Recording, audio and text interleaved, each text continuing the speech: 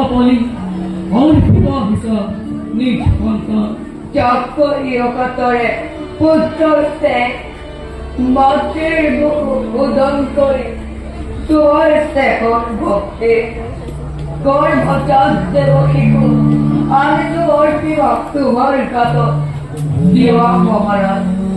দিয়া ভক্তে তাই করাইলে উসে দিয়া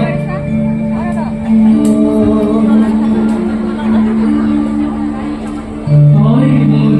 প্রথম হয় কি সুন্দর সংযুক্ত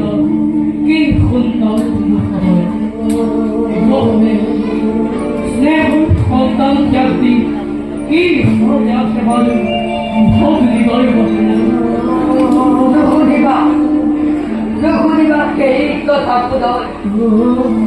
মাঝে তোর চরমা খাচ্যাকে